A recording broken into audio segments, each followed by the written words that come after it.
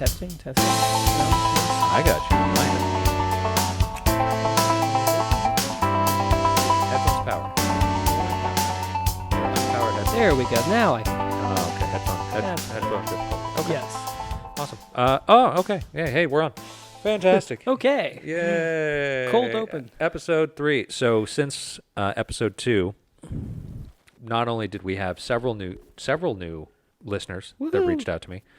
My friend Rachel from Philadelphia, she listened. She said she liked it. No mention. I didn't even get a, hey, man, thanks for mentioning me from Steve, who told me he listened to the first one. I got a couple of people in Arizona. So we have at least a couple of listeners, so that's exciting. So welcome to 7-ish Things. Our 7-ish Things for episode 3 are going to be, where did the name Dirk come from? My co-host, Steve Dirk Libby. This is a little less political than our normal podcast. I guess you've only had 2, so I don't know that we've defined normal. We're going to do Dirk's Oscar preview, the most ridiculous Oscar category, i.e. hair and makeup, overlooked 2016 movies, missing Oscar categories that I wanted to talk about, Roof Patrol, what makes a great action movie, and we're going to do some Crazy Fight 1980s with a special guest later on. So That should be interesting. Yeah, it should be a little bit of a debate. It's a crazy fight, similar to a board game called Super Fight. We'll talk about that a little later. So as we continue on and our our 8 listeners get to know us a little bit more, I thought, Dirk's kind of a unique nickname. And the people who I talk to when I say I have a friend Dirk, and they're like, Dirk, they go, is that like Dirk Diggler? Right.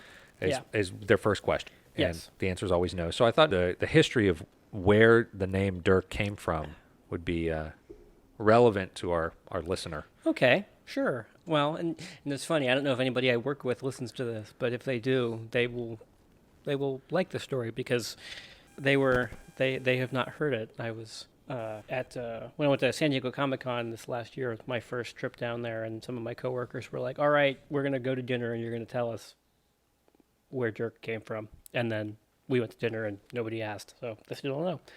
So the long story, as short as it can be told, my first professional job, sort of first out of college, wearing a shirt with a collar on it and going into an office every day type of job. Well, wasn't Woodstock's the second flavor, the second iteration of Woodstock's? You were at the pizza place for a while. Yes. Well, yeah, I worked at the pizza parlor all through college, and then I worked at the same pizza parlor for a year after college, mostly because I didn't know what else to do with myself at that point in time.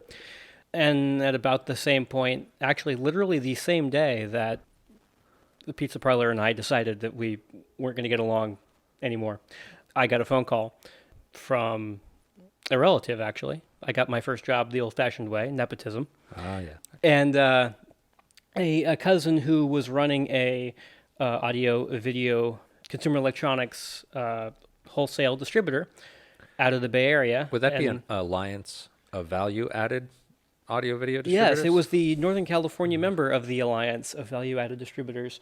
And they were opening a Sacramento office, and they offered me a job as a customer service person. And the office basically opened with 3 people working in it. There was a branch manager, there was a warehouse guy, and there was me. And the problem is that my name was Steve, and the branch manager's name was also Steve. And the branch manager had worked for the company longer than I had. And it became apparent fairly quickly that was going to be very confusing. That Two Steves wasn't going to work. 2 Steves was not going to work. As it happened, a colleague in that same industry had a similar issue. He was a salesman for the Paul Fitzpatrick Company, which was a rep company in Northern California. And continues to be a rep Continues to be a rep company, still exists. And the salesman's name was Paul, but his boss's name was also Paul, and that got confusing. So the salesman Paul started going by Gunther. Do we know how he picked the name Gunther? I don't know exactly where I know he told me that he came, it got narrowed down to Gunther or Guido. Yeah, that's an easy choice. And that's an easy choice. And so then they chose Gunther. So I went to Gunther and I said, Gunther, I have this exact same problem that you previously had. How does one fix this problem? And he said, well, you need to pick a new name to go by. But if you're going to do that, I recommend picking a name that is unique, unusual, maybe a little fun, because I can call anybody that I work with anywhere in the world, and I just say on the phone, "This is Gunther." Nobody says Gunther who. I'm the only one they know. So pick something that's going to be unusual, because if you change your name to Bob or George, well, you're just going to end up working with a bunch of guys later on named Bob and George, and you're Right. going to have the same problem. So if you're going to fix the problem, fix it. So I went through a the internet database of names, the sort of thing one goes through when picking your baby's name, essentially. Yeah, also a relevant topic. Yes, and still working on that whole naming a baby thing. And I picked 6 or 8 names that I thought were interesting. I put them on the front counter at the Bay Area office, and I had people vote. I didn't tell them what they were voting for. I just, pick whichever name you like best. And Dirk was the winner. And thus Dirk was born. I remember when you called me and you said I'm going by Dirk now, and my first thought was, oh, Dirk, like Dirk the Daring. Yes. And most people said Dirk like Dirk Diggler, and it's neither of those. It is not. Well, and the funny thing is, honestly, if I had even considered Dirk Diggler, I probably would have picked something else. I don't know. You get the connotation. Immediately go, There is that. why did you pick that name, sir? Right. Well, that's exactly it. Is people assume that I have picked the name because I am making some sort of statement about myself, and as comfortable as I am in my own skin, my ego isn't that big. Neither is that for that matter. They weren't talking about your ego. Anyway, so and the funny part of that is that later on I ended up, I even tried to go away from Dirk and be Steven again. The problem was later on I ended up working for a guy who I had met when I had worked at Avid, and he only knew me as Dirk, and he couldn't call me anything else. Well, I knew you for Steve for 6 years. Well, it's 1997 to 2004, so 7 years, and then you were Dirk for 6 years, 6 or 7 years, and now now I'm comfortable going either or. But I think you're Steve again to me. Right? Yeah, and for most people I am. It's funny because writing, officially, I go by Dirk in most places, or what I will do in a lot of places is I will list my name as Steven, then in quotation marks Dirk, and then my last name. Nom de plume. Yeah, and I started going by Dirk when I was writing because my belief at the time was that I would be doing most of my writing about consumer electronics stuff, because that was my base of knowledge. That was what I knew about. And so I figured if I was ever running into the same people who I knew from my years in sales, they would know me as Dirk, so I should just keep that name.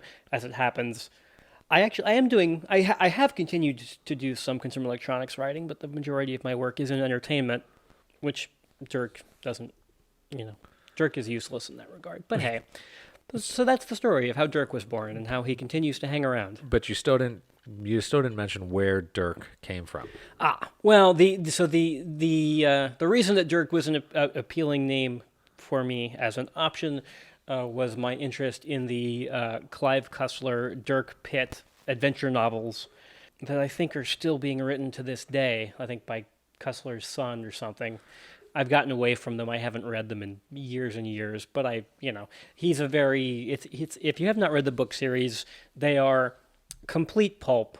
They are silly. Sure.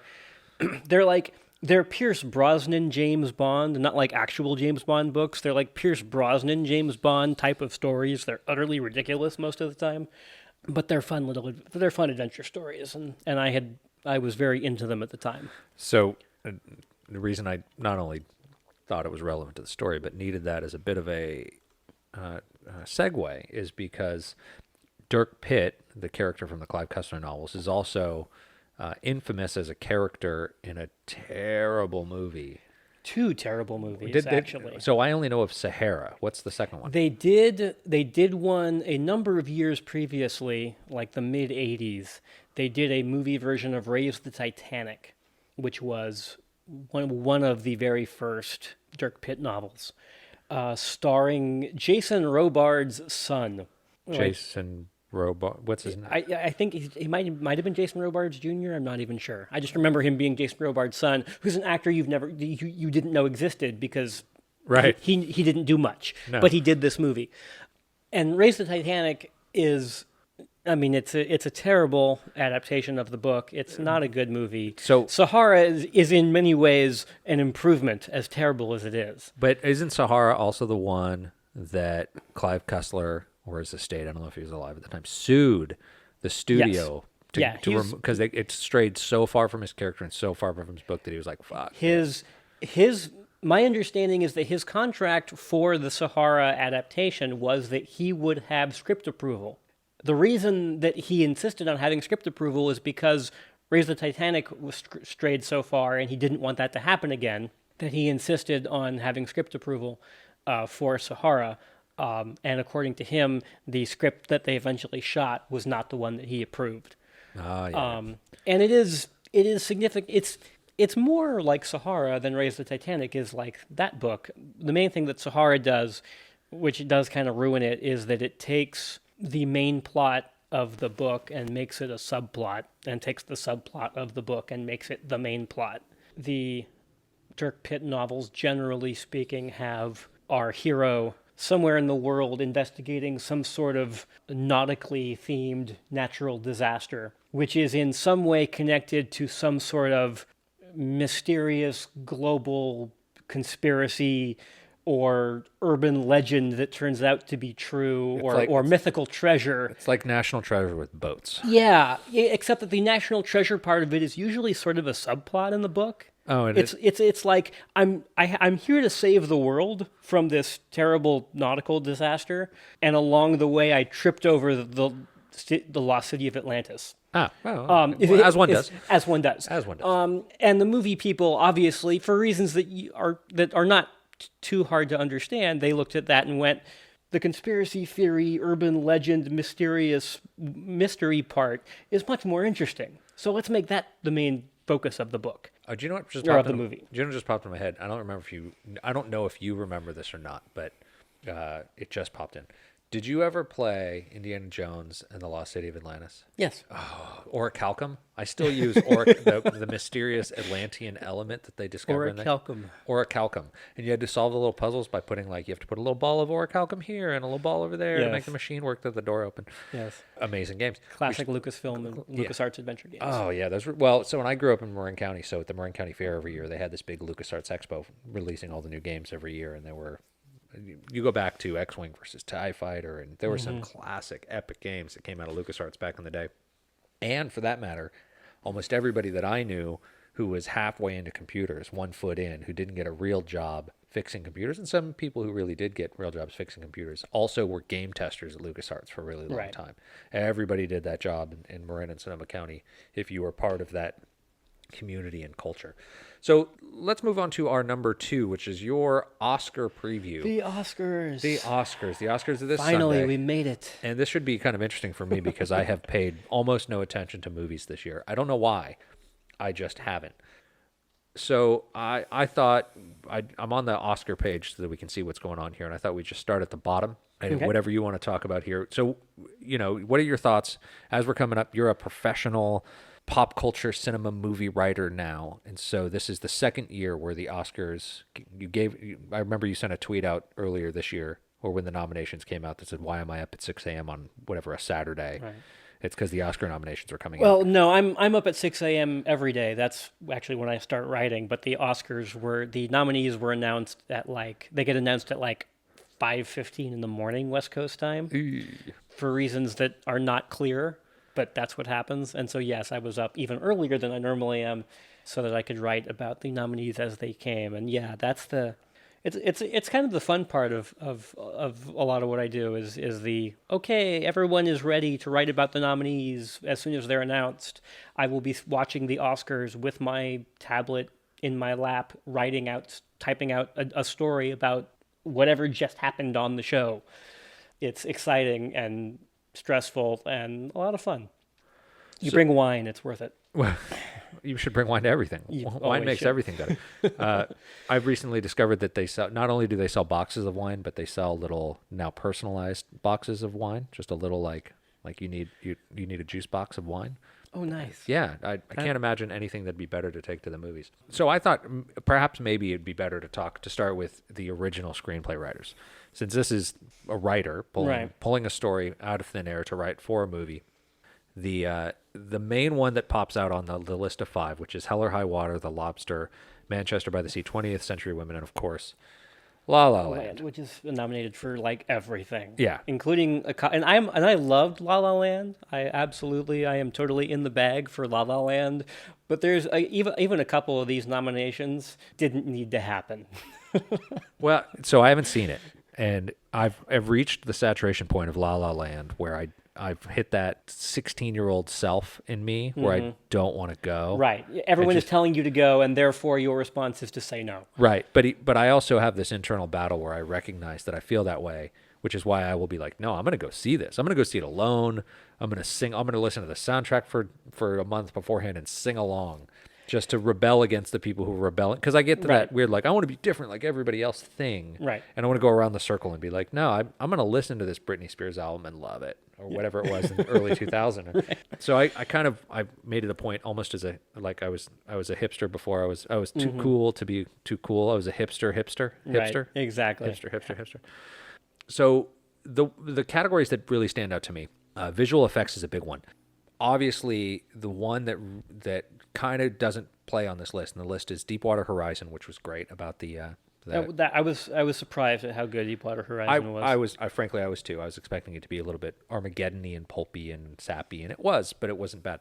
Doctor Strange, which makes sense, Marvel, and the special effects in that were fantastic. Yes. Jungle Book, which was a really beautiful film, and I really like what Disney's doing with the live-action adaptations, not the least of which I'm excited about is Beauty and the Beast. Rogue One, which Star Wars special effects, and it's a little bit weird because I feel in a lot of ways that while I recognize that the Oscars is supposed to recognize a year in film, there was nothing particularly groundbreaking about the special effects in Rogue One either. They were LucasArts, maybe a little Weta. They were standardized. They were what you come to expect. If they had sucked, it would have been more notable. But the one that stands out to me is Kubo and the Two Strings, which was a brilliant, beautiful film that if you didn't know the history walking in, which I just didn't know. I took my kids. I was like, Kubo, Two Strings, watched the trailer. I was like, I'm down. I'll take my kids to see it. Blew me away. And then in the credits, you realize that it's a live action film. It's stop motion. It's stop motion animation. Yeah. With some computer animation in there. It's not Kubo, unlike most of Leica's other stuff, is not purely stop motion, but it is primarily so. And that's the reason that it even qualifies as a visual effect. Right. Is because it's stop motion animation. I looked into that, and Nightmare Before Christmas was also nominated for the same category when it came out a million years ago. But it's been a long time since a stop motion film has received the award, and if you watch that end credit sequence where you watch them building the skeleton monster, you see in that sequence why that movie deserved to be nominated, and in my mind probably deserves to win. Yeah, I don't disagree with that. I think looking at this list, Jungle Book and Kubo stand out particularly. Deepwater Horizon, Doctor Strange, and Rogue One all have special effects that were cool, and Doctor Strange definitely had some stuff it wasn't unique because it reminded me of Inception, and there was a little bit of that flavor to it. But I didn't see anything that jumped out at me as something that was timeless for the ages. It wasn't something that you're going to think about, man, it wasn't Jurassic Park where you go, oh my goodness, look at those dinosaurs the first time around, or Inception, or any of those iconic special effects movies that you see for the first time. Jungle Book was great. The animation of the animals in it was really good. It was certainly enjoyable, but Kubo I think stands out particularly strong in that because of the type of movie that it is, how original it all was. It was it really caught me by surprise, and I saw it with my kids, and my kids really dug it. They really dug the Regina Spektor version of My Guitar. Oh, My Guitar Gently Weeps. That is, I listened to that song for a week after I watched Kubo the first time. And then as a parent who cares about music, I was like, let me play you another version of this by this other band that's named after insects. And they're like, I like the first one better. I was like, oh, okay. I'm going to be honest. The Regina Spektor version might actually be better. I don't. Well, I mean, with all due respect, I'm a huge Beatles fan, and you know there would not have been a Regina Spektor version had there not been the George Harrison version. But the Regina Spektor version is pretty damn amazing. it is. It's very good, and it really fits the movie as well. It's one of those songs that there's a couple of movies that I really like it when the sound guys or the person who's in charge of the scoring and the thematic sound of the movie takes one song and somehow manages to essentially score an entire film with it. Kubo was like that with that song. The other one that really stood out to me was Sinnerman in the Thomas Crown Affair. So Right. Nina Simone Sinnerman, that song, which is, it's an 8-minute song. I love Nina Simone, brilliant artist. But that whole movie is essentially variations and bits of Sinnerman played over and over and over again, including the wonderful sequence at the end. Moving on to sound mixing in particular, the one that stands out to me is 13 Hours, the testimony of Hillary Clinton on Benghazi. Oh, no, that's... Sound mixers love Michael Bay. Yeah. They have something of a hard on for Michael Bay, as far as I can tell. And and I mean, 13 Hours was it actually wasn't a terrible movie. Well, like it's a Michael Bay movie. That's the thing. Is that it's a movie that we've already forgotten existed. But 12 months ago, it was the movie everyone was talking about because it was like the movie was going to be a referendum on the election.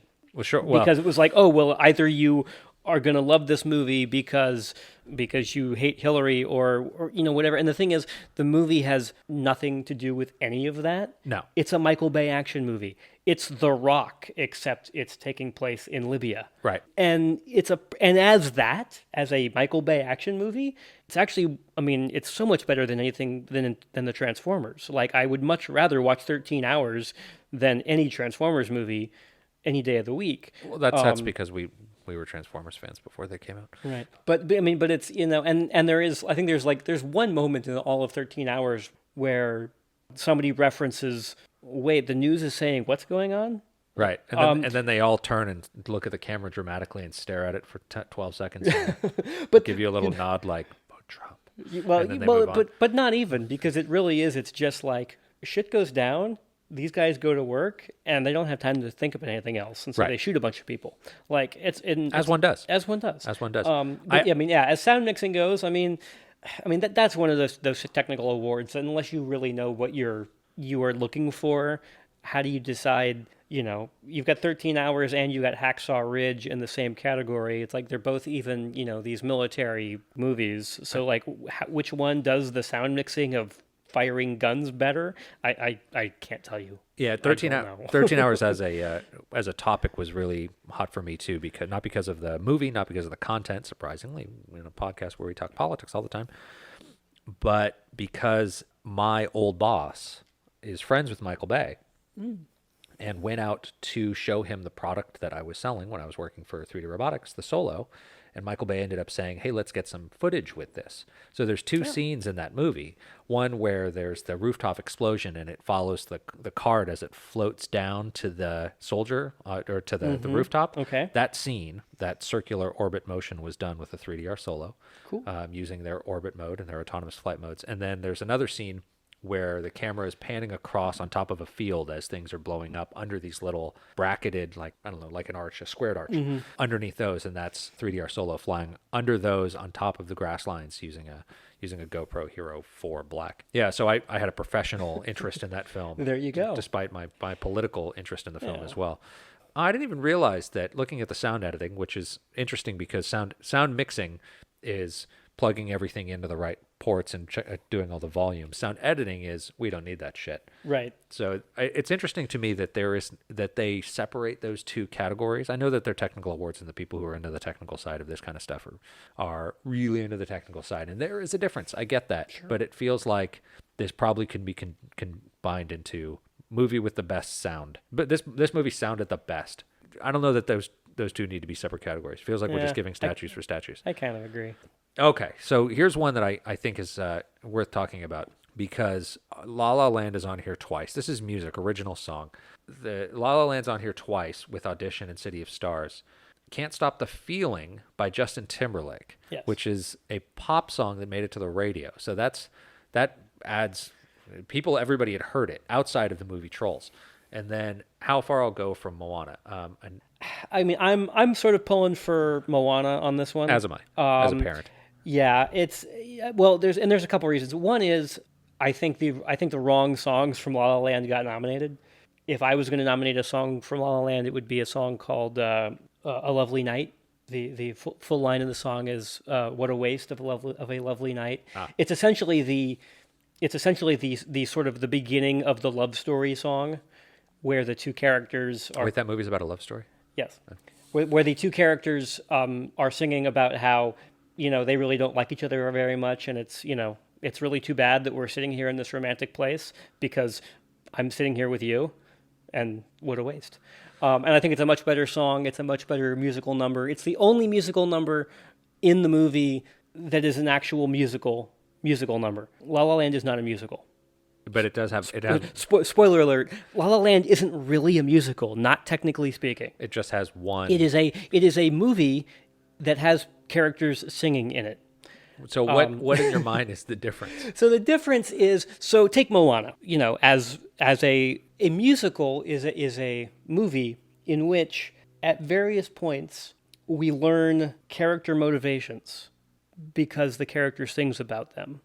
We have moments in which the plot is moved forward via a song. It's not just a song plugged into It's not just a song plugged in the middle of a movie. There is plot taking place during this song. There is backstory and character motivation explained that is important to the film in this song. La La Land only has one song where anything like that happens. So if characters burst into song in any film, if it's just to burst into song, like Pitch Perfect has the Cup song. Does it have any other songs that match your definition of? I'm not sure. I would have to go back. Yeah. Is it for that matter? I'm just thinking like. There's other movies where people do burst into song. Sure, and I mean, and I'll be the first to admit that my argument is a semantic one, and it really isn't important in the grand scheme of things. But I do think that the song in La La Land, "What a Lovely Night," is a better song and better for the movie because it is important. Without you could take any other song in La La Land out of the movie entirely, and you would still have a complete film. You could take Audition or City of Stars out of the movie, and you do not lose the story. You do not lose elements of the plot. Gotcha. Okay. All right. Accept that. So, anyways, yeah. So I'm pulling for Moana. I think it's a better song than those particular two songs. I'm also very upset at the Oscars Academy. If any of our 8 or 9 listeners happen to work for the Academy of Motion Picture Arts and Sciences, what is going on, guys? Because if you're going to have the songs from La La Land nominated, I think you should have the actors from the movie singing the songs at the show. Of course. And they will not. Yeah, much like Chuck and Mandy Moore did the song from Tangled. Right. Sorry, Chuck. What is that actor's name? Zachary Levi. Thank you. Zachary Levi. Sorry. Yes. Zachary Levi. Zachary Levi got to sing on the Oscar stage, and he did a perfectly good job. Right. Absolutely. And it was lovely. And this year, Sting is singing. Justin Timberlake is singing. The Moana song is being sung by, and I'm going to butcher the poor woman's name, but it's the woman who's the voice of Moana. Right. Lin-Manuel Miranda. Okay. They will be, which I'm kind of okay with that. Because because she is singing the song, and B, because Lin-Manuel Miranda is awesome and gets to do pretty much whatever he wants as far as I'm concerned. If he wants to sing at the Oscars, he gets to sing at the Oscars. Yeah, even if he wasn't nominated, he's just like, I would like to sing at the Oscars. They should be like, yes. Yeah. Oh, sure. No, what would you like to sing? Yeah, exactly. Both of the La La Land songs will be sung by John Legend, who is in the movie. He is an actor in the movie, but he does not sing either of those songs. Right. But Audition is a solo piece by Emma Stone, and John Legend is going to sing it. I don't get that at all. Like, if Emma Stone didn't want to sing, then I guess I can't blame them for having to figure out something else. Well, but if I'd find out that you didn't bother to ask her, Academy, I'm going to be very upset. Well, I think you're running into two different things here, which is that there are the Oscars, which is the recognition by the Academy to say this is the best film, or this is the best song, or this is the best animated film, and then there is the entirely separate animal that is the production of the television show called the Academy Awards. Absolutely. And from our childhood, that's Billy Crystal in all his glory, doing it great, and then David Letterman shitting the bed, and Oprah Uma, right? Yeah, and no, you're absolutely right. You are absolutely correct. But I feel like, saying, advertising, hey, see Emma Stone and Ryan Gosling singing their duet live, Right. is a perfectly reasonable thing to attract, to attract viewers to the broadcast. I don't feel like you're selling anything short by promoting that. I mean, that's so often the Oscars, they insert entertainment into the show that falls flat more often than not. Oh, sure. And Sure. you have this built-in, with the original song, you have this built-in entertainment option. Make that the focus. Yeah, And I haven't the been movies come to life. Yeah, I haven't been impressed with the show. I think the show's overproduced. I think the concept of the award show is a bit silly, like that we all tune in to see. I think it's I don't know. I know that I'm not. I think I'm in the vast minority here, but watching the show for me nowadays, it's less interesting to me. I don't give a shit. I like the speeches. That's the best part I like. I like that some person, that Linus Sandgren from La La Land can be awarded a cinematography Oscar and go up there and he gets to genuinely speak his mind for the 8 seconds that they allot him. Mm-hmm. I think, and what pisses me off about the show is that I don't need a 25-minute shit monologue at the beginning by whomever's hosting, and then some person up there who's genuinely moved almost to tears, who's being recognized by his peers, is getting played off the stage while he's trying to thank his family. That's an imbalance to me. So that I agree. So years ago, I can't remember who, watching some acceptance speech where I was like, this person's really fucking moved. They're really into this, and they are genuinely surprised, and that's special. And I can't stand the fact that they're like, okay, you have to get off the stage because we have to have 2 other actors come out and banter shitty writing, shitty jokes in front of a live studio audience, and they're not good at reading the jokes, and it's supposed to be sweet and kind, and these 2 diametrically opposed actors, we're going to get The Rock, and we're going to get somebody who's not The Rock to stand next to each other and banter in that way, and we're going to take Linus's 30 seconds away so that we can do that instead. And I think that's where the Oscars loses it for me, is that if this show is about recognizing the accomplishments of these people, and that's what it's supposed to be about, we don't do that. What we do is we celebrate. It's the celebration of Hollywood, not the celebration of the winners, and that bugs me. Right. That being said, all right, moving on. Moving on past all the technical bullshit, there's a couple of categories that I do want to talk about specifically, and one is animated feature film, because this year is really, really strong. And no offense to My Life as a Zucchini or The Red Turtle, but you guys are bullshit.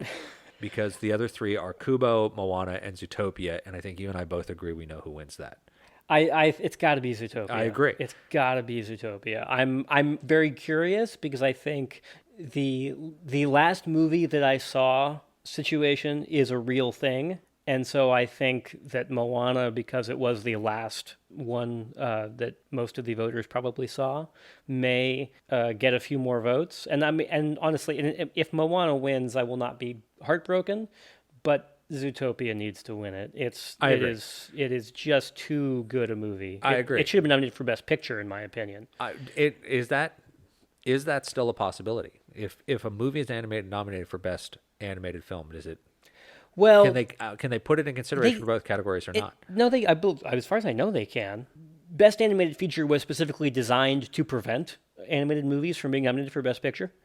It may have been forgotten at this point, but Best Animated Feature has only been around since the early 90s, and it was in direct response to Beauty and the Beast being nominated for Best Picture. Whether you can look at that one of 2 ways. Either A, somebody woke up and went, oh, we're not recognizing animated films, we should do that. Or somebody went, oh dear God, a cartoon almost beat our cherished dramatic movies, we have to stop that. Right. But that's what happened. So, I mean, as far as I know, an animated film is still eligible to be nominated for Best Picture. Everybody just goes, well, you're already over there, so we've got other shit. Yeah, I think that is part of what happens. So, moving on to actress in a leading role, and there's something else I want to talk about this once we move on to point 3 here. But the only thing that I think is notable about the actress in the leading role, and I think all these people who are nominated, Isabel Huppert, Ruth Negga from Loving, Natalie Portman, Emma Stone, Meryl Streep, is that Meryl Streep's nominated again. And I feel like at this point, Meryl Streep should only be allowed to be nominated if you compare her current movie to every other Meryl Streep movie. She's not allowed to be compared. I get it. We're celebrating 1 year of cinema, but Meryl Streep should get her own criteria for nomination. Well, and I, as much as I hate to bag on poor Meryl Streep, because she is Meryl Streep and she is amazing and phenomenal and she deserves every accolade that she has ever received except this nomination, because Florence Foster Jenkins is a perfectly good movie and Meryl Streep is great in it. It's a fun movie. It's a well done performance, but Amy Adams was not nominated in this category for Arrival, and that is a crime against man, God, and nature. And I feel like Meryl Streep stole that spot from her. I feel like whoever was doing the nominating was like, oh, it's Meryl Streep. Like, they got their ballot and Meryl Streep's name was already checked off as one of the options. You're like, oh, I didn't want to vote for, but it's Meryl Streep, so I guess. Yeah, and I feel, and so I do feel like somehow, and it's not Meryl's fault. Even if Amy Adams was in 6th place on the voting list and lost out by 3 votes to Meryl Streep in 5th place, even if that's exactly what happened, that's not Meryl's fault. No. But it is unfortunate because Arrival was nominated for like 9 awards, but Amy Adams was not, and that's a crime. That movie doesn't exist without Amy Adams. Yeah, I actually haven't seen Arrival, but my understanding is that from everybody I've talked to, that it's 1, I have to see it, and 2, she's amazing in it. Yes, so both of those things are true. So just the last category before we move on is Best Picture. So in your estimation, sir, as a professional cinema writer, pop culture savant, longtime movie watcher, in your expert medical opinion. Your expert cinematic opinion. The court, the witness is an expert, and the court will hear his opinion. So which one wins here? I think it's going to be La La Land. Do you think it's going to be La La? Okay, there's a difference between should it be La La Land? Is it going to be La La Land? It's going to be La La Land. And should it be La La Land? Should it be La La Land? Have you seen Moonlight? I have not seen Moonlight. So everybody who I've talked to has seen Moonlight says it's Moonlight. I have not. In full disclosure, I have actually not seen the entire list. Well, so I cannot, in perfect confidence, say, oh, this is the movie that should win. But the buzz is La La Land, and if they say anything other than La La Land, half the audience goes, oh. Yeah, I mean, I think La La Land is the movie that's going to take it. I think the popular vote, so to speak, if you were going to ask 10,000 average moviegoers, I think Hidden Figures would give it a run for its money. Me personally, I might give it to Arrival. Yeah. But even Lion is a good movie. Hacksaw Ridge was nominated. Hacksaw Ridge isn't bad. I don't think it's quite as good as Best Picture nomination material, but it's not bad. So what's been? We're gonna skip ahead to number 4 on our 7-ish things today. What are the movies that were really overlooked? What do you think is missing from this? Particularly, best actor, best picture, best hair and makeup, which we haven't talked about yet. I think. I mean, if I were throwing these out there, I might have given Deadpool a Best Adapted Screenplay nomination. I think that movie was something special, and I think the script for it was one of the main reasons for that. Comic book adaptations as a category in general is that you don't think about those as an adapted piece of work, but it really is, and so absolutely. The Writers Guild of America did nominate Deadpool for Best Adapted Screenplay. Which was it did not win. I don't remember offhand. But I want to say Hidden Figures won. But you don't. Do you think that? So now that I'm thinking about that a little bit more, I think you can probably go back and relitigate all of the comic book movies and say, man, some of these, like Civil War, is a very good adaptation of those comic books, and it's particularly difficult to translate. So I'm thinking all the way back to Frank Miller stuff now. were any of the Frank Miller adaptations, 300, Sin City, any of those? Well, Sin City's not an adaptation. That's an original. No, that was a comic book. No, that was a comic book. I'd have to. graphic novel. Dark Knight, right? There's all these comic book movies that's interesting. I'm going to have to go back. We may have to look that up. I don't think so. I could potentially see Sin City getting noticed, but it's just interesting to me that I hadn't even thought about that. And I'm obviously a comic book fan and a Marvel fan and a DC. I'm in general a comic book fan and a movie fan, and I hadn't even considered the idea that a comic book is a adaptation, is in fact something that should be considered as such. Besides Deadpool, what else got overlooked? well, I'm not sure if there was anything that was really that was really clearly snubbed this year. There's a few that I would have liked to have seen. If Florence Foster Jenkins was going to get nominated, I would have maybe considered Hugh Grant for either Best Actor or Best Supporting Actor, depending on how you view that role, because I think he was really good in that movie. Some have said that like Finding Dory was snubbed for Best Animated Feature. It's one of the few times that Pixar has been left out. In my opinion, Finding Dory is a great movie, but compared to everything else, Zootopia. it just didn't quite get there this year. And does it feel? It also seems to me, in regards to Finding Dory, that it's going to have a really difficult. All of those films, save for Kubo, I think Kubo and Zootopia are the clear. Moana was great, but I think if you're really talking about movies that broke out of a mold and did something a lot different, Zootopia took something that was seemingly on its surface very atypical. It's talking animals and it's an adventure and it's a spy story, or not a spy story, but a cop story, a mystery, a law mystery. And they took that and they flipped it on its ear and turned it into something that was, I think, incredibly unpredictable, blew me away, and I thought was brilliant. So all in all, I think Zootopia is the clear winner there for me. But I don't know that anything's going to stand up to. And I saw all the animated movies this year because my children are young, and you will one day understand what that means. The other movie that I think got snubbed fairly hard was Martin Scorsese's most recent movie called Silence. Oh yeah. I didn't see it, but I heard a lot about it. Yeah, it's it came out very late in the year. I didn't even see it. It didn't. In most it was one of those movies that got released in New York and L.A. at the end of December and then showed up everywhere else in mid-January. It's a very good movie with Andrew Garfield and Adam Driver and Liam Neeson about Jesuit missionaries preaching the gospel in Japan in the 18th century when doing so was a crime. Oh. And, honestly, Andrew Garfield was nominated for Hacksaw Ridge for Best Actor, and he got nominated. If he was going to get nominated, it was the wrong movie, because he's much better in Silence than he is in Hacksaw.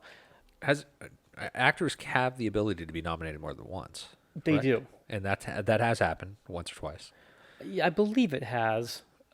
We've had years where actors have gotten nominated for like Best Actor and Best Supporting for different movies, or more than one supporting actor has been nominated in the same category.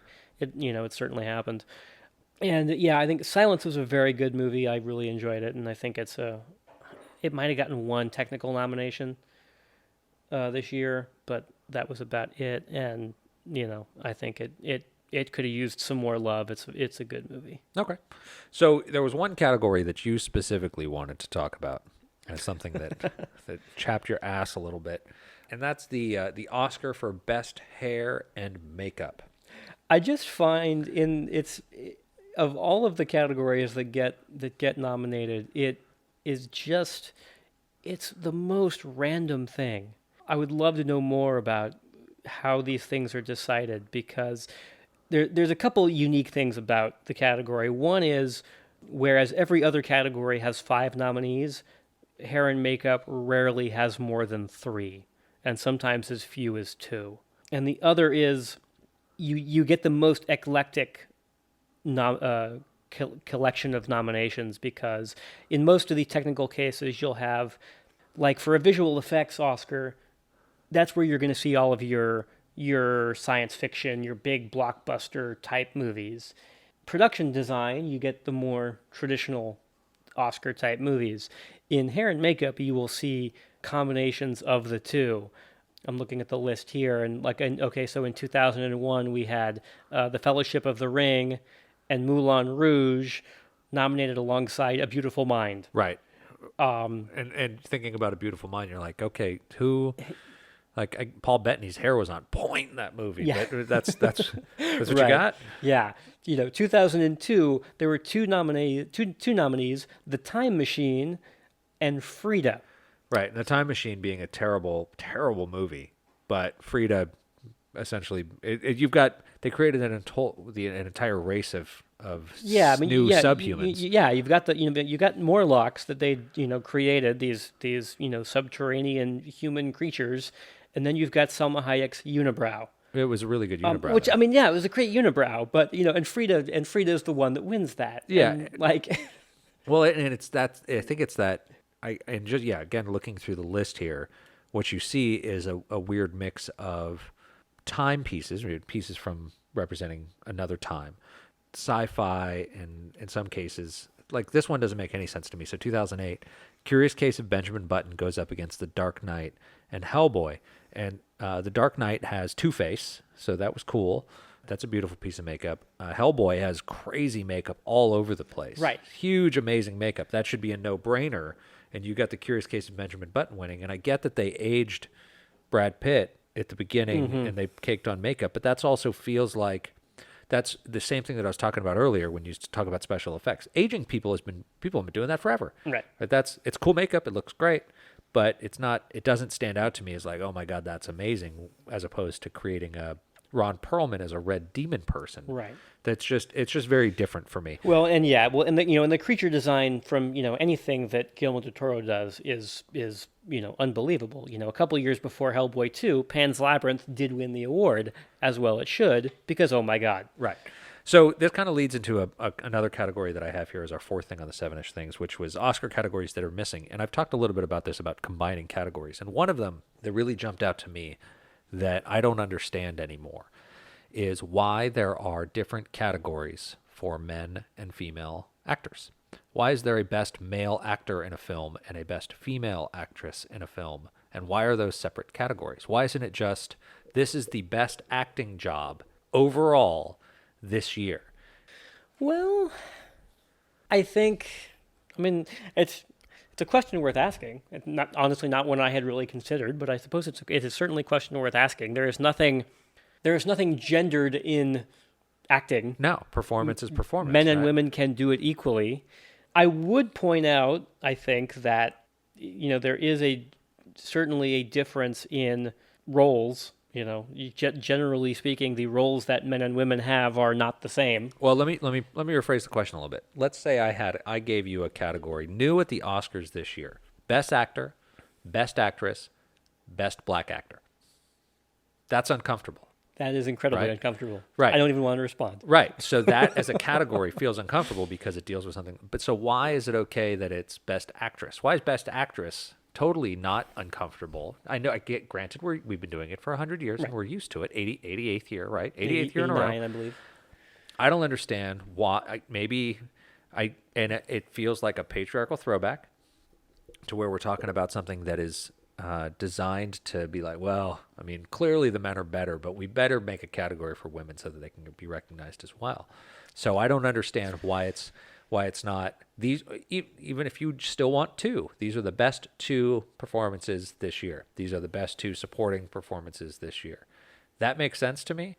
And every award show, Golden Globes, Screen Actors, Oscars, Emmys, they dice up men and women's parts, and I don't think it's necessary anymore. I think it's I'm sure that there will be people who, of our 8 listeners, 4 of them will be like, "Hey, I never thought about that. That's an interesting point," and the other 4 will be like, "But it's tradition." And yeah, I understand what you're saying. I suppose my response would have to be that I look forward to the day where I don't believe that that's necessary anymore, but I'm not sure we're actually there. Well, okay, I don't disagree with that, but don't you want to know at the end of the day that go back and pick a year where 2 crazy great actors won. So it wasn't what was the year who won the year Halle Berry won, where she thanked her agent? Was that the Denzel year too?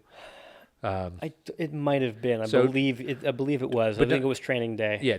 Isn't that the end of the year where you want to be like, you know what, Training Day was good, but Hallie in Monsters Ball was the best. That was the best performance of the year, point blank, period. So maybe keep the categories and add a third category that takes from all of those acting categories. We take all four acting categories and best performance and put them of up the against year. each other in a best acting category. Yes. Best act. Who was the best overall performance? I would be okay with that of the year. I would be okay. Yeah, just take the 2 supporting and the 2 lead winners. Mash them all together into a group of 20. Do some sort of And make that Oscar bigger. Yeah, be bigger and heavier and golder. it would have been difficult to do, prior to now, but at this point you have, anybody who's a member of the Academy who can vote on that. You give them the website with their password, and put up a quick web page, and they can vote on it, and we'll have an answer by the end of the night. Yeah. You give the 4 awards out earlier in the evening, and by the end you give the best acting award out just before Best Picture. Well, wouldn't it be funny if they did not do that? If they had, best actor this year, Casey Affleck, best actress, Emma Stone, best overall performance, none of those people, like none of the 4 that won. Like you've got, like, okay, that's the best actor, that's the best actress, and then they somehow manage. It's like rank file voting. So if the Academy, if this is an award that voted on by the Academy, which you would think that it would be, you include none of the above as an option. Well, no, you could theoretically have Meryl Streep win best overall performance despite not winning best actress, despite not winning best supporting. Oh, I see. So you have 5 separate winners. You have all the nominees from all the categories as potential choices for best overall performance. Right.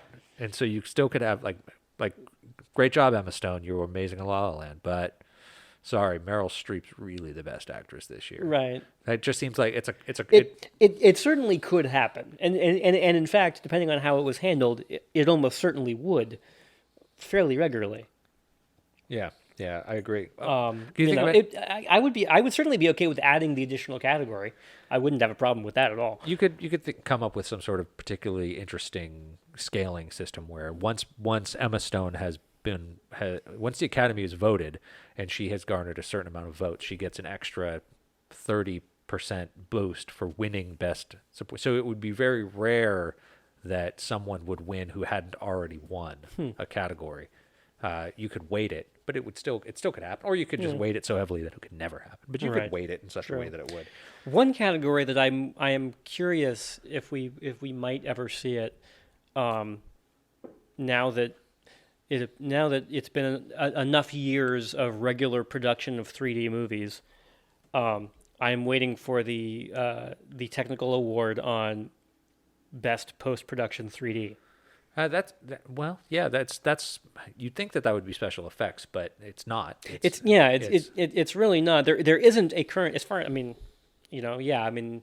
might be, I'm not sure in all cases who is in charge of doing that work or where they might fall into, but I don't believe there is a technical category currently that takes that into account.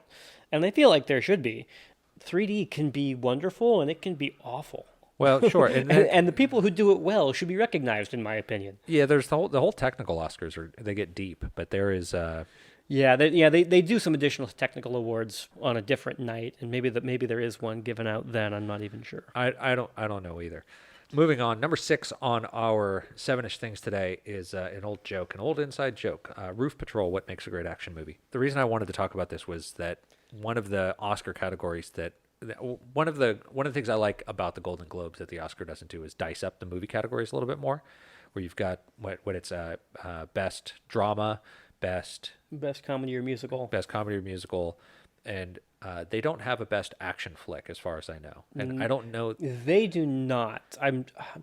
There's like choreography. Film Critics Association, I think, actually does have one. They have a separate category for action movies. Bless those people. Yes, because it's we all know, particularly in the age of Netflix and real categorization of movies, that there are those movies that we all know and love. And thinking about if you were going to nominate action movies, not necessarily from this year, just in general, what makes a great action movie? And we had this inside joke from 20-something years ago. It was a Sean Tucker thing of Roof Patrol. So do you remember what his criteria was? It was somebody had to say Was it Bingo? I believe so. The criteria was, if I'm remembering all of them appropriately, um, a properly created action movie had to have a diabolical villain of some fashion who had a plan for every possible contingency that would interfere with his plan, except for the contingency of the hero. Like whatever the hero was doing was the one thing that this guy did not consider a backup plan to prevent. At some point in the film, a character had to use the phrase, and we had 2 or 3 phrases that were acceptable for this. One was "do the math." Do the math. That's right. Do the math. One bingo, I believe, might have been one of them. Bingo And I think was there, one. there was another that I'm unfortunately blanking on. But "do the math" is the one that I remember. Was at some point somebody had to look at another character and say, "Do the math." Right. Or I think Bingo was definitely the other one. And there was the third. I don't remember what it was. Berwick or Sean. Garrett might know. We should ask Garrett later tonight. He might know. And then the third thing that every action movie was needed to have was Roof Patrol, which was a henchman who was standing on top of the building that had been taken over by the bad guys, or whatever the situation was. It didn't technically have to be on a roof, but basically, because what always happens as the hero is working their way through Nakatomi Plaza or Alcatraz Island, or wherever the heroes are running through trying to stop the bad guys, they come across this guy who's on guard duty in the middle of nowhere, and as far as we can tell, has zero idea of what's been going on throughout the rest of the structure for the last hour and a half. All of his compatriots are being, shot and hung and stabbed and thrown out of windows, and this guy, who's on roof patrol, has no idea. He's just on guard duty. He's walking back and forth. He's looking around. He's doing his job. He's the contract blue collar guy. Yeah. Sweetheart, I got a gig this weekend. What are you doing? I'm just working. I'm like working roof patrol for some military. It's just a contract job. Yeah. They're paying really well. I'm excited. Yes. Just working security. Doesn't even know he's working for the bad guys. Exactly. Yeah. No clue. He's just a guy. He got this job on Craigslist. And he's just trying to get paid. Right. And right. then the hero shows up and throws him off the roof. So what we need is an Uber for evil henchmen. There needs to be an app where you could sign in and be like, I'm working evil henchman today. It's the gig economy, man. You'd be like, what are you doing? Oh, I got this. I signed into to Villain, and I've got a gig downtown today where I have to stand on a corner in a ski mask with a machine gun. And get punched in the face by a superhero type fella. Yeah. So famous instances of the Sean Tucker action movie theory. The Rock, Nicolas Cage, already mentioned once in this podcast, but Nicolas Cage, Sean Connery, The Rock, not the actor The Rock, the movie The Rock, the Michael Bay film, has Roof Patrol, absolutely. Stanley Goodspeed, Nick Cage's character, says, do the math. Yes. For sure. He does. And what was the third criteria? It was the diabolical evil leader played by Ed Harris. Right. Is he the villain? He is sort of. He's not. It's not Candyman. He's not evil per se, but he is the villain. Yeah. He is the antagonist. He's definitely the antagonist. He's not too villainous. Yeah. What else? What other action movies are going to? So that theory. We should have Sean as a guest on so we can talk about this a little bit more. Yes. But that nixes a lot of the classic 80s action movies. So take one of my favorite all-time action flicks, Bloodsport. Jean-Claude Van Damme, Bolo Young. You've got no Roof Patrol. I think he does say bingo somewhere in that movie. But I think he may. And there is no antagonist with an evil plan. There's Bolo Young. Yes. There's Chong Li. However, I believe the Jean-Claude Van Damme cinematic masterpiece, Sudden Death, is that the one with the hockey arena? It takes place at a hockey arena. Yeah. I believe it does actually qualify.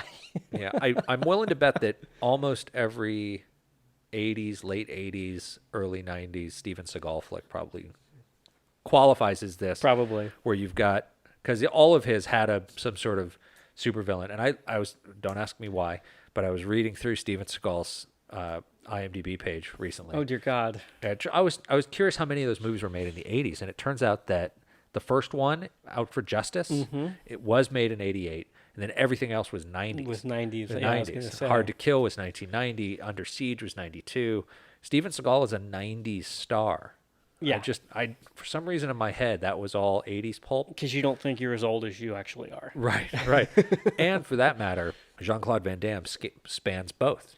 Obviously, there's some 80s movies in there, but the real 80s, like quintessential 80s action stars, are really limited to Yeah. Chuck Norris, Arnold Schwarzenegger, and of course he crosses over into the 90s and the 2000s as well, but he was the quintessential 80s action star. Stallone. Yeah, so you've got Yeah. Cobra and Yeah. As much as we talk about 80s action movies, as a subgenre unto themselves, there actually are, those 80s action heroes. There's a bunch of one-offs that, were fairly popular in their day, and some of them still are. But you don't have, like, you've got Chuck Norris, Stallone, and Schwarzenegger are the ones that made a bunch of them. yeah. So I got lost in 80s action film land thinking about this, and one thing leads to another with me sometimes, and I start creating spreadsheets. So there's this really great board game called Super Fight, and the premise of the game is brilliant. It's a silly game for essentially people who like to argue, like myself.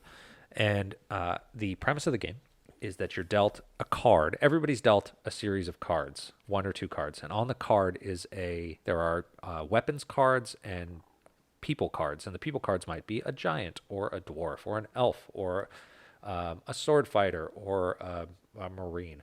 There's a wide variety, and so you get dealt a card. You're like, I'm an angel, and then you get dealt possibly a weapon with a battle axe, and then when it's your turn, you will end up being pitted against someone else at the table on whatever cards they have, and then there will be an arena where they are fighting.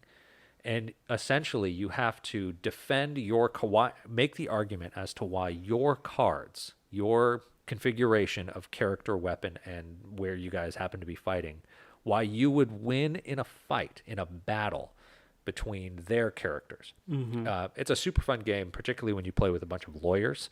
Oh, nice. Oh my gosh. That sounds wonderful, or also terrible. Well, the one time I played it, people stood up. They presented. They said, I mean, there was everything but, ladies and gentlemen. Submitted for your approval. Yes. Now, let me ask you this question. People said things like that. It got involved. And in the game that I played, as I recall, I had a giant. And then I got a card that says, and there's 100 of them. I was like, oh my gosh, I'm invincible. And then I go up against someone, and the card they get dealt is they're an angel, and then they got their card, and there's 100 of them. I was like, because I thought I thought this is easy, right? I'm unbeatable. There's 100 giants. Who's going to beat up 100 giants? And then 100 angels. 100. The answer is 100 angels. So in that same vein, I created a spreadsheet that gave me some randomization, and I wanted to take 80s stars from the 80s, not Sylvester Stallone, but rather Rambo or Rocky, and not Arnold Schwarzenegger, but more like Dutch from Predator and the Terminator, and pit them against each other with whatever their signature weapon was. Okay. And then throw in the mix of they might get randomly assigned another weapon. And what would that fight look like? So the premise is basically very simple. I called it Crazy Fight. And so the idea is that two people pitted against a fight with each other. Now, I started thinking about this in the 90s version. And in thinking about the 90s version, I was like, well, you could have multiple venues where they fight. And I was like, no, if they're going to fight and it's the 90s and you're talking about action movies, for me, that's The Rock. So you're going to drop 2 people on Alcatraz and they're going to go to war. In the same vein, for the 80s version, after having a discussion with an expert who I might bring into the conversation, I decided every fight for 80s action movie Crazy Fight should take place on the top deck of the aircraft carrier from Top Gun. So keep that in mind. So 2 characters. So that is our arena. That is the arena. aircraft carrier from Top Gun. Right. Okay. They're helicoptered. They're both dropped off on either side of this aircraft carrier, and they are expected to duel to the death. Is the surface of the aircraft carrier empty, or is it like full of like planes, or I would imagine that it would be the typical surface of an aircraft carrier, which is to say of a functioning Yes. working aircraft carrier? Yeah, Okay. a functioning working aircraft carrier. And it's important that the rules are, since it's 80s action flicks, it's the same rules as the Kumite from Bloodsport. So you can win by knocking someone off the aircraft carrier into the sea. Right. You can win by making them Making unconscious. them unconscious, or making them give up. Or making them say mate. Gotcha. Right. So we'll give this a whirl. Okay. So here's the first randomly generated crazy fight. So you can see how this works. Ooh. So we've got on one side of the aircraft carrier, the helicopter lands, and out from the helicopter steps, James Bond from A View to a Kill. Roger Moore. Roger Moore Bond. Versus Christopher Walken, James Bond. Right. And Jack Burton from Big Trouble in Little China. Neither one of them gets to bring their signature weapon. Now, in deciding on the signature weapons, there was some... we had to take some liberties because not everybody has a weapon. So, for example, Rocky, you needed something. So I went with, he's got bricks in his gloves. That kind of makes sense, right? Sure. So Jack Burton, if he got to bring his regular weapon, would be the Ugg boot knife that he has. We were thinking, like, should we think that Mac 10 pistol that he uses? No, it's the Ugg boot knife. Okay. And but in this fight, we're not giving him signature weapons. Right. And if it was James Bond, he would obviously have the Walther. Right. So, but they do both get randomly assigned a shotgun.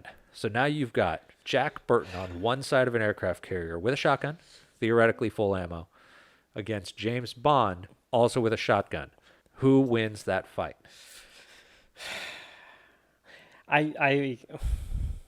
Ooh, right. Like you want to see James Bond. He's a trained spy. Well, if we're talking right, so you've got James Bond, who's a trained spy. You know, he's a trained spy. He is trained in combat. He knows what he knows how to fight. He knows how to, he's very smart. He knows how to handle a fight mentally, not just physically. At the same time, I'm not sure MI6 properly trains their spies on how to use shotguns. Right. Like that doesn't feel. Maybe a little bit. I'm sure he can figure out how to use a shotgun. But I'm guessing he probably isn't particularly well trained on how to use a shotgun. I'm pretty sure Jack Burton can use a shotgun. Well, so I have on the line someone who I would consider an 80s action movie expert. His name is Ryan Burns, and he would probably have an input on this. Ryan, are you there? Yes, sir. I'm here. Good. How are you today, sir? Yeah, long-time listener, first-time caller. Perfect. Thank you.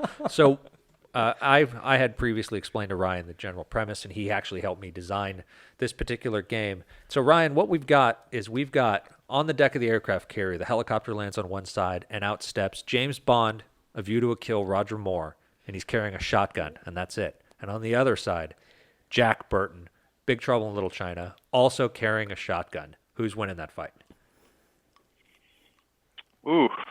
So Jack Burton's a truck driver. He's not an arms expert. We discussed that.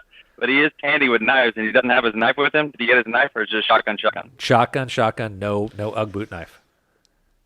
James Bond wins this fight. He's English. They're all good at clay pigeon shooting. All right. So Okay. I'll take that. I agree. I think James Bond ends up winning that fight. Yeah, probably. All right. The random generator has given us one more fight. Here we go. On the left side of the aircraft carrier is Maverick.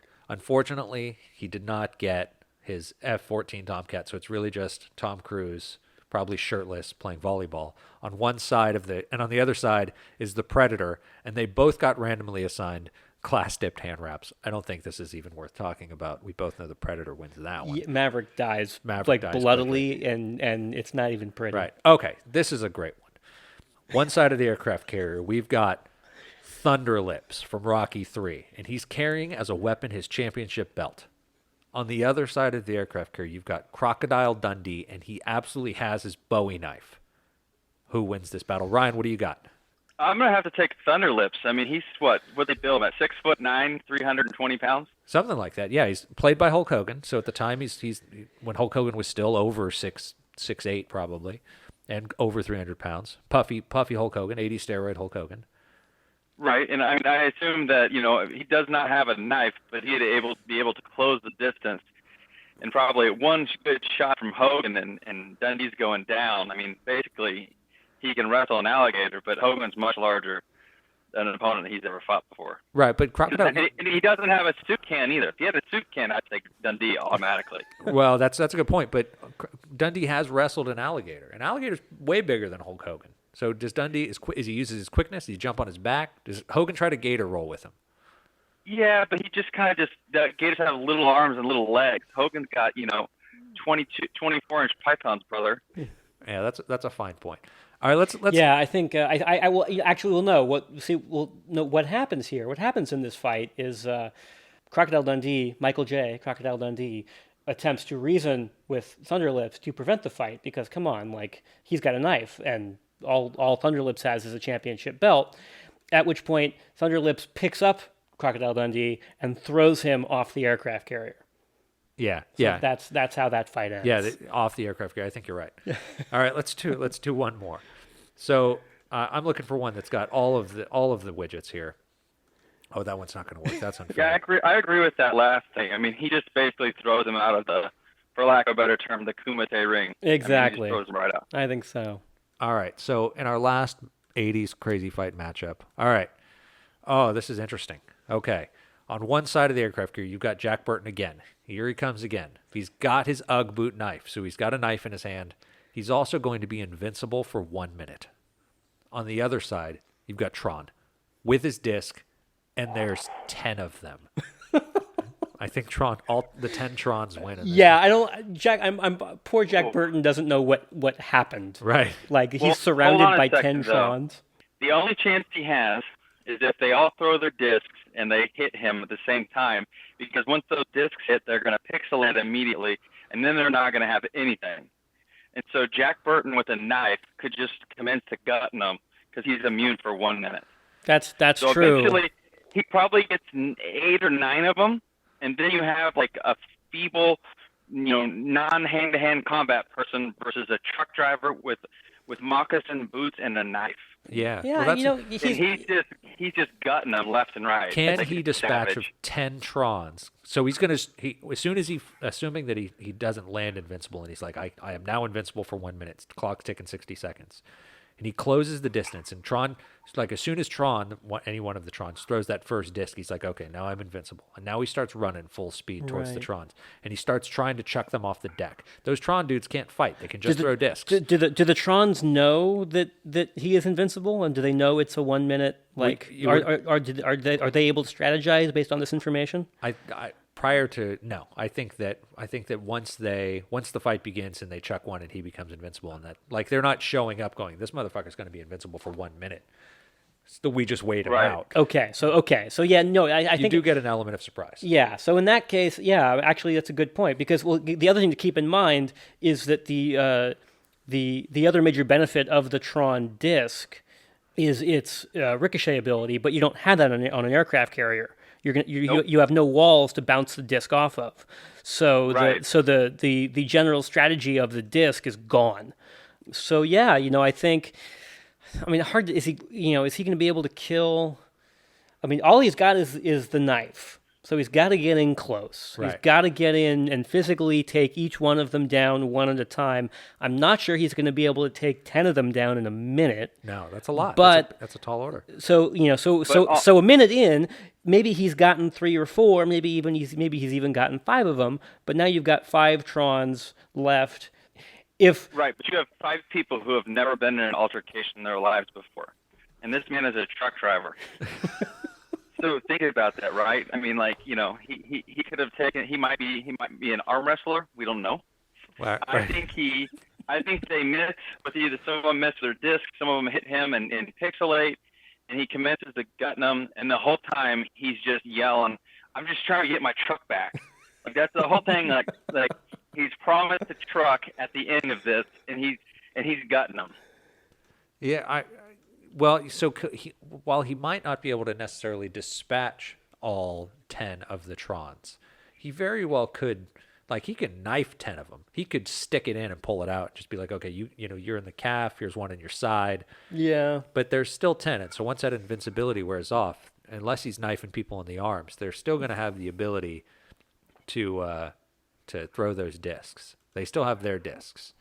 So that's. But one important thing you're thinking of though, in a situation like this where these 10 people have never been in an altercation before, they don't even know what's going on.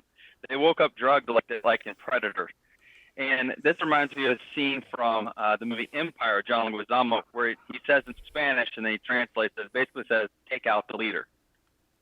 he takes out one guy with a knife and guts him in front of people that have never been in an altercation, those dudes are jumping off the ship. Oh, you're talking psychological warfare too. So you're saying that? Oh, it's a lot. Yeah, this is deep. That he goes crazy truck driver on him, starts knifes one guy, and they're like, holy shit, I don't want to be in this fight, even though they're theoretically Tron clones, 8-bit clones that just appeared. All right, I got one more. So on one side of the aircraft carrier, out of the waking up. I like the wake up. I like what you said, Ryan, where it's they're drugged and they wake up. So sits up, doesn't know where he is. It's RoboCop. He reaches down in his leg. He's still got his Auto 9 pistol. And oh, by the way, sitting next to him is a flamethrower.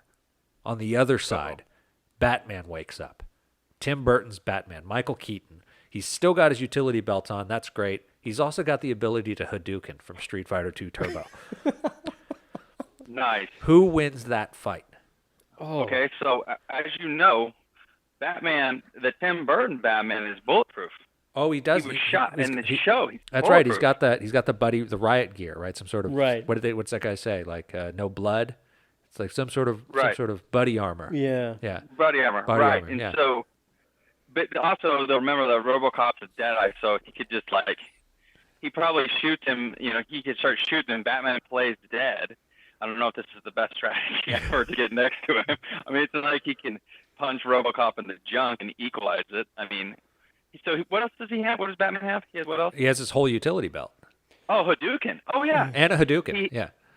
So he can gets just shot, hopes RoboCop doesn't shoot him in the face, falls down. RoboCop gets in striking distance from him, just does the kick flip up Ninja Turtle style and gives him a good old Hadouken. I don't know how powerful that is on a RoboCop, but that was the strategy I would use. Yeah, RoboCop. RoboCop's major problem is, he's got basically no mobility.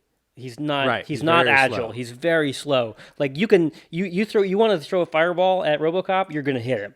Yeah. He's not moving out of the way. But he it's- can't go fast enough. But it's still essentially an energy ball, a fireball Hadouken. It's like is it an energy ball or is it blue flame? Because that makes a big difference. Well, that's interesting because I don't know that answer 100%. Yeah. Exactly what it's made of. It's a good question. I at the very least though, even it will knock him down. If we're assuming that the Hadouken here will have the same effect that it has on a character in Street Fighter, it will knock him down. Yeah. Then he's got to get up, and again he's going to move slow. And he also moves. And Batman, from particularly the '80s Batman, he's got that little shooty claw thing, Right, yeah. So you're on a deck of an aircraft carrier. There's the crow's nest, right? So Yeah. Batman could shoot up there, duck in, pop up, Hadouken, keep knocking RoboCop back until RoboCop flops off the edge. I think Batman wins it. I think Batman is. Well, I'll tell you that Batman does win this. Batman beat the Hulk. Let's not forget that. Batman beat Superman.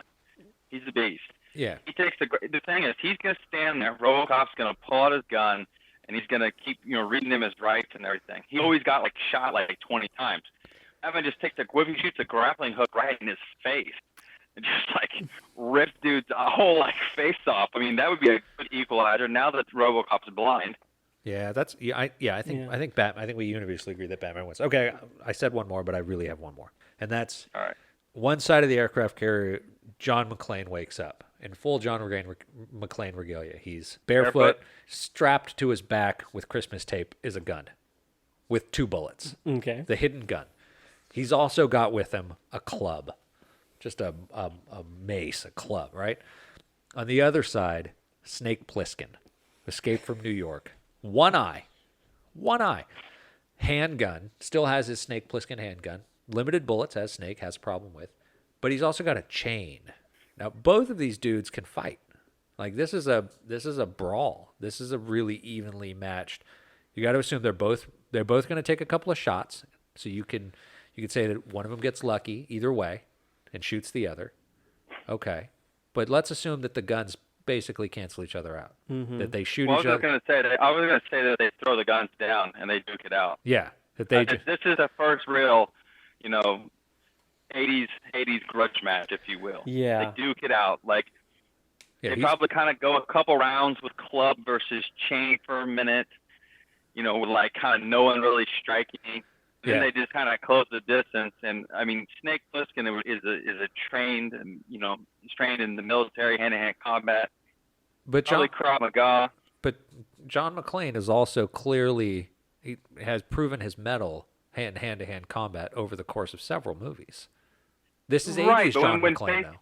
Right, but when faced with a larger opponent, he usually gets lucky and like trips the guy down the stairs and lands on his neck. And he's barefoot too, and he's so he's like looking at Snake's feet, thinking if he kills him, he's like, I killed the only guy with smaller feet than my mother. I think Snake probably wears similar sized boots as John McClane.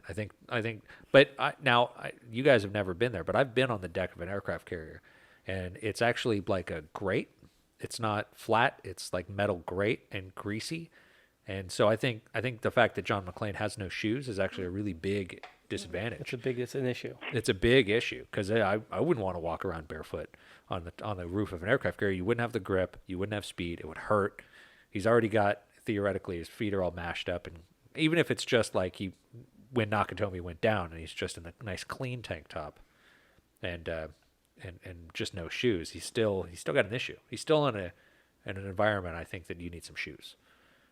All right, so let's take shoes out of the equation. He rips his white beater off and wraps it around his feet, ties it around his feet just like he did in the movie. So now he's got a little bit of grip. Now we got a hand-to-hand combat situation. Okay. Who do you think wins?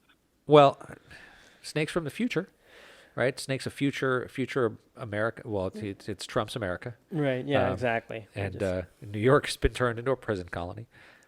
I don't know, man. This is a tough one. John McClane's really tough. You can take punishment. You can beat the fuck out of John McClane, and he'll keep coming and laughing at you and cracking jokes.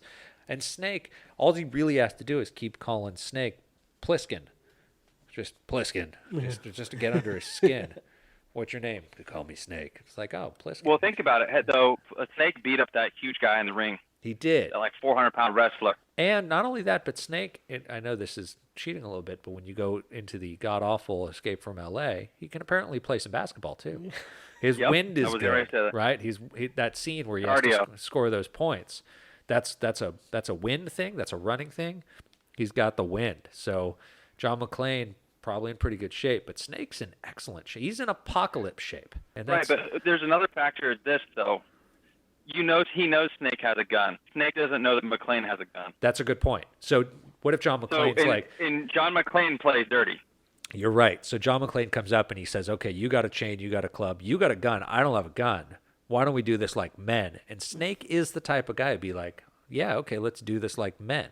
And Snake throws the gun away, and John reaches back and pulls the gun out and pops him twice. And then does a dramatic scene where he's falling off the edge of the aircraft carrier, and McClane catches him. Yeah, I mean that is a good point. I mean, even outside of the subterfuge, if McClane only has a couple of bullets in the gun strapped to his back, he's not pulling it out immediately. No, he's got to wait until he's got a clean shot. So even if Pliskin is taking shots at him, he's attempting, he's hiding, he's dodging, he's doing whatever he can, waiting for his shot. Yeah. Eventually, if he can survive long enough for Pliskin to run out of ammo and this turns into a hand-to-hand fight, then McClane has the advantage. I feel it's a 55-45 McClane over Snake. I feel there's Pliskin. three stages. There's three stages to this. Gun versus gun battle, Pliskin wins. Hand-to-hand combat battle, Pliskin wins unless John McClane hides the gun. If John McClane hides the gun from the get-go, I think he probably pulls it out. He could at least wound him enough to be able to equal the odds. Yeah. And take him out. If you have a gunshot, I mean, and you're like wrestling with people, I mean, you're going to bleed out. You're lightheaded. You're not going to. Yeah. I mean, he always put his thumb in the bullet hole, too. Yeah, and it's important to note that Ryan's expertise goes beyond just 80s action movies. He has he's actually done some MMA and is trained in Brazilian Jiu-Jitsu and hand fighting. So he's not talking from a place of ignorance. He's talking from a place of experience, and so yeah, that's a really good point of bleeding out while fighting. I think that's it. Thanks, Ryan. I appreciate it, buddy. Thanks for having me on, guys. All right, thanks. Catch you later. Talk to you later. So that's it. That's our 7-ish things for today. Do you have anything else you want to follow up with? No politics today, other than a couple of snide remarks. Yay! So pop culture is fun. Pop culture. So the thing that we didn't do was in any of our other episodes, our other 2 episodes, was where can people find you online? That. I can be found on Twitter at Child Dirk. That is CHILDE_DIRK. That is where I post about movies and occasionally politics, but I try to keep it light. I've decided that just retweeting things that make me angry just makes me angry. Yeah, and I am at Smoking Hamlet, SMOKINGHAMLET, which is an old inside joke from high school, or at Merlin B. Love. And I can be found online. Of course, we can be found on YouTube at 7ish Things, or on Twitter at 7ish Things, Or Facebook. or on Facebook at 7ish Things. Might very well have a special 4th episode later today, depending on how things go, with a very special guest. We'll see if that works out. And otherwise, we'll catch you next time.